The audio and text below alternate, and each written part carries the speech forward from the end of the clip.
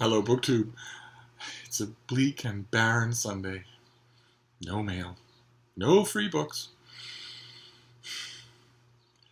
The only thing that got me out of bed was doing a tag. Because I love them so. And I was tagged by Austin Kaye. She tagged me in the garden book tag. So I thought we'd get right to it in an attempt to take my mind off the fact that I have no books coming to me for free. Let's see here. Question number 1 is Rambler Rose. A long read with multiple plot lines and characters. It twists and turns and puts on a show with language. And I know I've mentioned it on this channel before, but I can't help showing it again because it fits that description perfectly. It's the Tale of Genji by Murasaki Shikabu. This is the Royal Tayo translation. And I know it's the mother of all chunkers, and I know it's abstruse and intimidating, a gigantic, 500-year-old Japanese novel, but I can't praise it high enough. I really can't. Once you enter into the flower-scented, gentle twilight world of Genji, you won't want to leave it. All the tempests in teacups, all the people who know each other and are constantly vying with each other for shades of meaning and offense and joy. It's almost impossible to synopsize, but I highly recommend it. Question number 2. Hybrid Tea Rose. A modern, long-lasting collection of 20th century poetry or short stories that stay with you for a long time. This is one you've seen on this channel before. It's a poetry anthology called World Poetry, edited by Katherine Washburn et al. And it is amazing. It is not your typical poetry anthology. It's full of stuff you'll never have seen before, and also translations and adaptations of familiar things that are unfamiliar in their own way. If you see it in a used bookstore, I highly recommend it. It's a poetry anthology to keep. Question number 3, Lilacs, a seasonally inspired book that you look forward to revisiting every year. And as I've made clear on this channel, that's a lot of things. I reread things annually all the time. The Jungle Books, the Sherlock Holmes stories, the Iliad every June, and the Odyssey every August. And also, creeping onto that list is Lord of the Rings, which I've noticed myself rereading more often than usual.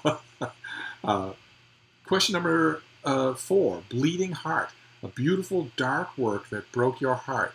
I don't know about broke my heart, but there's a book that every dog person should read, and that's Pack of Two by Knapp, the late Caroline Knapp, who wrote a book about, as she put it, falling in love with her dog. It's part memoir, part pet memoir, and just the best writing she ever did, and she was a hell of a writer, so that's saying something. Question number 5, Queen Anne's Lace, a work that is sometimes seen as a weed, but that you see for what it is, great literature. Now, I'm not sure about great literature, but there is a category of book that it always bothers me is dismissed, and that is the enormous historical potboiler, historical fiction potboiler. Things like, The Far Pavilions by MMK, or a lesser-known book called Flambard's Confession by Marilyn Durham, and a whole bunch of them. And they're these 1,000-page sprawling historical fiction epics that are often dismissed, usually never reviewed, as just sudsy time wasters. A lot of work goes into these things, and I think they're wonderful. I'll do a whole video on it at some point. Let's see here. Number 6, Forget Me Not, an early bloomer, a book you read early and will never forget. For me, this time around, that is an author named Quintus of Smyrnaeus, who wrote a book continuing Homer's Iliad. He wrote a book about what happens after Homer's Iliad. It was fan fiction, very, very early fan fiction, and specifically, not that book, but specifically a translation by a wonderful man named Arthur Way, who did a translation that was then picked up by the Loeb Classical Library series. Don't know if it's in print anymore. It's probably long gone, but it's a gem. It's beautiful in every line and playful too. It's just an amazing gem of translation. When I found it very early on in my reading life and fell in love. Question number 7, Pansies, a classic that's losing popularity. Once upon a time, everybody had them in their library. Now they're being replaced with begonias. And, of course, I read a lot of old books, so I know a lot of these things, and it alarms me to see people going away. I list here the Studs Lonergan trilogy by Jim Farrell, the John Dos Passos. People don't seem to read him outside of school, but Dorothy Parker, Booth Tarkington.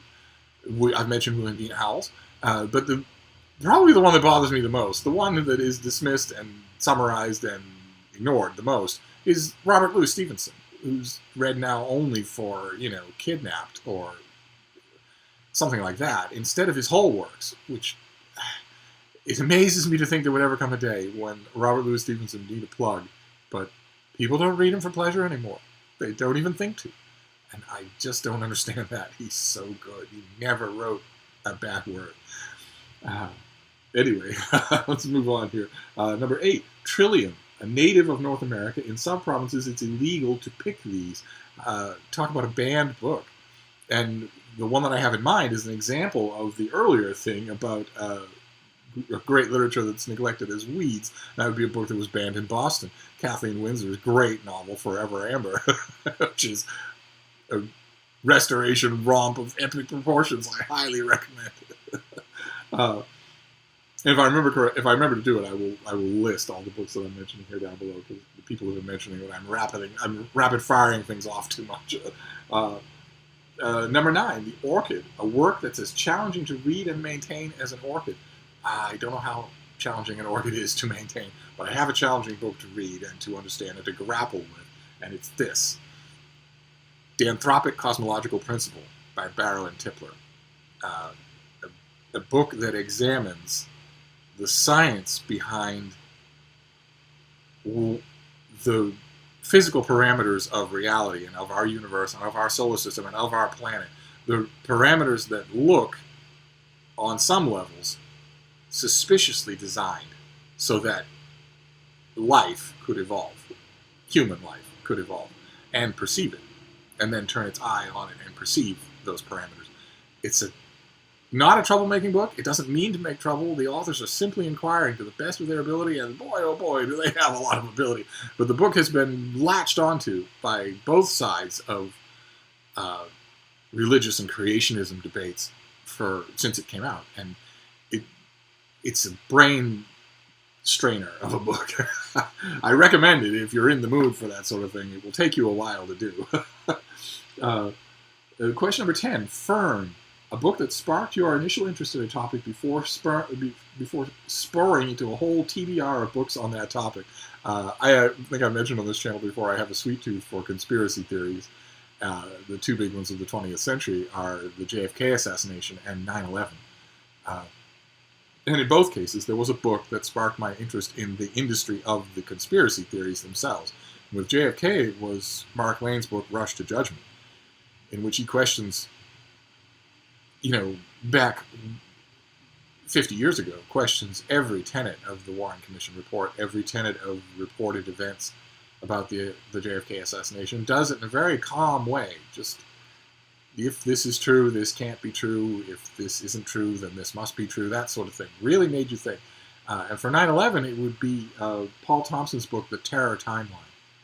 This enormous thing that actually doesn't put forward much of a theory. Instead, it tries to nail down exactly what was known on the morning of 9/11, and exactly when it was known, and exactly what happened in exactly what sequence.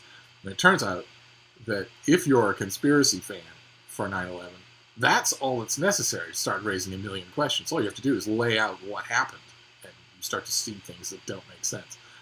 So those two books started me into reading dozens and dozens of other books on those two subjects.